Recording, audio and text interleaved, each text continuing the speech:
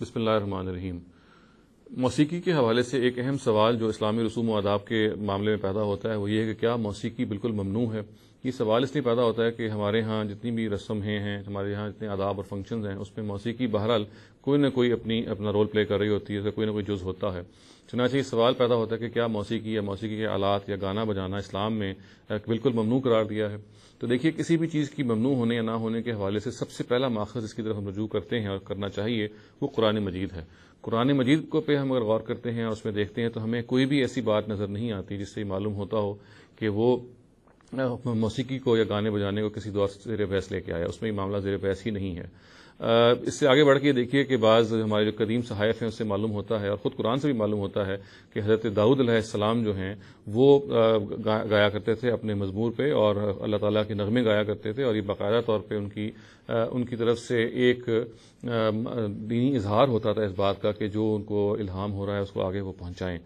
چنانچہ ہی ہم دیکھ سکتے ہیں کہ اگر یہ کوئی ممنوع چیز ہوتی اس طرح سے گانا، تو حضرت داؤد علیہ السلام کبھی بھی یہ کام نہ کرتے، اور اس لیے کہ اخلاقی قباحت تھی اور اپنی بنیاد میں یہ بات ممنوع تھی، تو ایک اللہ تعالیٰ کا پیغمبر یا اللہ تعالیٰ کا جو جلیل القدر نبی ہے وہ کبھی بھی ایسی چیز کو اختیار نہ کرتا جو اس کے مذہب میں ممنوع ہے۔ اور اخلاقی ممنوعات کا معاملہ یہ ہے کہ وہ صرف نبی صلی اللہ علیہ وسلم کے ہاں ہی ممنوع نہیں ہوتی، بلکہ یہ چونکہ مسلمہ چیزیں ہوتی ہیں، چنانچہ سابقہ انبیاء کے ہاں بھی اسی طرح سے ممنوع قرار پاتی ہیں۔ اور ہم یہ دیکھتے ہیں کہ حضرت داؤد کے اس عمل سے کہ موسیقی کو بہرحال ان کے ہاں کوئی کنڈیمنیشن حاصل نہیں، بلکہ انہوں نے، جیسے میں نے عرض کیا، کہ اپنے ہاں جو خدائی نغمے ان پہ الہام ہوا کرتے تھے اس کو وہ لے میں پڑھتے تھے، اور اپنے اس مزمور جو کہ ایک انسٹرومنٹ ہے، ایک میوزیکل انسٹرومنٹ ہے، ایک آلہ ہے موسیقی کا، اس پر وہ بجاتے تھے اور ان کو گاتے بھی تھے۔ اب اگر ہم اس بات کو سے آگے بڑھتے ہیں تو ہمیں نظر آتا ہے کہ بعض روایات میں ضرور ایسا ہے کہ موسیقی کے حوالے سے اس کی شناعت بیان ہوئی ہے اور اس کو روکا گیا ہے۔ اور دیکھیے، روایات کا معاملہ یہ ہے کہ یہ ضروری ہے کہ ہم تمام روایات کو اکٹھا کریں اور پھر ان کے بارے میں کوئی رائے قائم کریں۔ اور اگر ہم یہ کام کرتے ہیں، یعنی موسیقی کی ممنوع ہونے کی تمام روایات پر اگر ہم غور کرتے ہیں، تو یہ معلوم ہوتا ہے کہ اصل میں جس وجہ سے اس وقت موسیقی کو ممنوع قرار دیا گیا یا جس نوعیت کی موسیقی کو ممنوع قرار دیا گیا وہ یہ تھا کہ موسیقی کے یہ جو گانا بجانا ہے یہ عام طور پہ ان محافل میں ہوا کرتا تھا جہاں پہ شراب و کباب کا معاملہ تھا، جہاں پہ خواتین یا لونڈیاں تھیں وہ ناچ گانا کیا کرتی تھیں، اور اس پہلو سے نبی صلی اللہ علیہ وسلم نے اس کو سختی سے روک دیا۔ ہمیں وہ واقعہ اچھی طرح سے معلوم ہونا چاہیے جو جنگ بدر کے فوراً بعد پیش آیا، جس میں ہمیں یہ معلوم ہے کہ حضرت حمزہ جو ہیں وہ لونڈیوں کا ناچ دیکھ رہے تھے اور انہوں نے شراب پی ہوئی تھی، اور ایک موقع پہ گانے کے کچھ بول ایسے تھے جس میں ان کو یہ کہا گیا تھا کہ آپ اٹھیں اور فلاں اونٹنی کو کہ گوشت جو ہے وہ پیش کریں۔ تو یہ معلوم ہے کہ حضرت حمزہ اٹھے اس موقع پہ، اور ان کے پاس جو 2 اونٹنیاں بندھی ہوئی تھیں اس کو انہوں نے ان کی کونچیں کاٹ ڈالی، ان کو ذبح کر دیا۔ اور یہ معلوم ہونا چاہیے کہ وہ اونٹنیاں جو تھیں حضرت علی رضی اللہ عنہ کی تھیں، اور جب ان کو یہ معلوم ہوا تو ان کو بہت ان کو رنجش ہوئی، بہت رنجیدہ ہوئے۔ مگر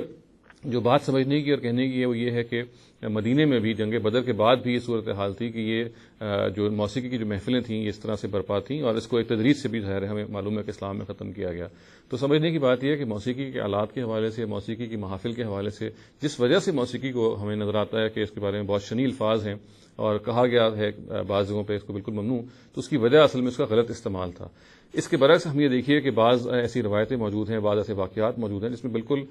اس میں موسیقی کے حوالے سے یا گانے بجانے کے حوالے سے نہ صرف یہ کہ کوئی ممنوع بات نہیں ہے، بلکہ نبی صلی اللہ علیہ وسلم کے سامنے موسیقی کو اور گانے بجانے کو روا رکھا گیا اور آپ نے اس میں کوئی نکیر بھی نہیں کی۔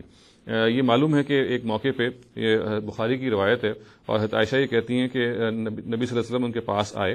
اور اس موقع پہ 2 جو مغنیات تھیں، جو 2 لونڈیاں تھیں وہ گانا بجانا کر رہی تھیں اور جنگ بعث سے متعلق جو کچھ نغمے وہ گا رہی تھیں۔ تو نبی صلی اللہ علیہ وسلم اپنے بستر پہ لیٹ گئے اور ایک پلو کی طرف انہوں نے اپنا رخ کر لیا۔ اس دوران میں حضرت ابو بکر آئے، اور کہتے ہیں کہ حضرت عائشہ کہتی ہیں انہوں نے مجھے بہت ڈانٹا اور یہ کہا کہ نبی صلی اللہ علیہ وسلم کی موجودگی میں اس طرح کے جو شیطانی انسٹرومنٹس ہیں وہ ان کو روا رکھا جا رہا ہے، ان کو اس طرح سے پلے کیا جا رہا ہے۔ تو اس کے بارے میں روایت بھی کہتی ہے اس موقع پہ نبی صلی اللہ علیہ وسلم نے اپنا پلو بدلا، انہوں نے رخ اپنا تبدیل کیا اور ان سے کہا کہ بھئی ان دونوں کو رہنے دیجیے اور گانے دیجیے جیسے یہ گا رہی ہیں۔ اور اس کے بعد جب حضرت ابو بکر اپنے ظاہرہ کے کام میں مشغول ہو گئے تو حضرت عائشہ کہتی ہیں کہ میں نے ان لونڈیوں سے کہا کہ آپ چلی جائیے، اور وہ پھر وہ چلی گئیں، اور یہ معلوم ہے کہ وہ عید کا دن تھا۔ تو یہ دیکھیے کہ نبی صلی اللہ علیہ وسلم کا جو اپنا رویہ تھا وہ یہ تھا کہ انہوں نے حضرت ابو بکر کو حوالے سے یہ کہا کہ اگر یہ بچیاں گا رہی ہیں اور جنگ بعث کے نغمے گا رہی ہیں تو ان کو گانے دیا جائے۔ اسی طرح سے ہمیں یہ معلوم ہے کہ انجشہ جو تھے نبی صلی اللہ علیہ وسلم کے ایک انہوں نے باقاعدہ طور پہ ایک ساربان تھے رکھے ہوئے تھے جو اونٹ کو چلانے والے تھے، اونٹ کو ہانکنے والے تھے، اور ان کا معاملہ یہ تھا کہ جب وہ خودی گاتے تھے، جب وہ خاص اپنا نغمہ بلند کرتے تھے تو وہ اونٹوں کو تیز چلنے کا باعث بنتے تھے، اور یہ باقاعدہ طور پہ نبی صلی اللہ علیہ وسلم نے ان کو امپلوائے کیا ہوا تھا، اور ان کو انجشہ ان کا نام بھی روایتوں میں آتا ہے۔ تو ایک موقع پہ یہ آتا ہے کہ اسی طرح کے ایک سفر میں انجشہ نے اپنا جب نغمہ الاپنا شروع کیا اور اس کے نتیجے میں ظاہر ہے کہ اونٹنیوں نے اپنی رفتار تیز کر دی، تو نبی صلی اللہ علیہ وسلم نے بڑے پیار سے کہا کہ بھئی اے انجشہ آہستہ گاؤ، کیونکہ یہ نازک آبگینے ہیں، اور ظاہر ہے کہ روایت نے اس کی تصریح کری بعد میں کہ یہاں نازک آبگینوں سے مراد وہ خواتین ہیں جو اس اونٹوں کے حوض میں بیٹھی ہوتی تھیں، اور جس کی وجہ سے یہ اندیشہ پیدا ہو گیا تھا یا ہو جاتا کہ اگر یہ اونٹنیاں تیز بھاگیں گی تو خدا نخواستہ وہ گر نہ جائیں۔ تو خلاصتاً ہم یہ کہہ سکتے ہیں کہ موسیقی کے حوالے سے جو بھی حرمت آئی ہے وہ اس کے غلط استعمال کے حوالے سے آئی ہے، اس کے لچر استعمال کے حوالے سے آئی ہے۔ موسیقی کے بارے میں اس کوئی ایبسولوٹ پروہیبشن، کوئی علی الاطلاق ممنوع ہونا، یہ کہیں بھی شریعت میں وارد نہیں ہے۔ نبی صلی اللہ علیہ وسلم نے اپنے زمانے میں جب یہ دیکھا کہ موسیقی کی محافل جو ہیں جب منعقد کی جاتی ہیں اس میں اس طرح سے ناچ گانا ہوتا ہے اور بہت فحاشی پھیلائی جاتی ہے، تو انہوں نے ان کو اس کے استعمال کی وجہ سے ممنوع قرار دیا۔ اور جیسے کہ آپ کے سامنے میں نے بعض روایتیں پڑھی، یہ بالکل سامنے آتا ہے کہ ان کے سامنے جب بعض نغمے گائے گئے اور ان کے اپنا جو ساربان تھا انجشہ، وہ جب نغمہ الاپتا تھا اونٹنیوں کو تیز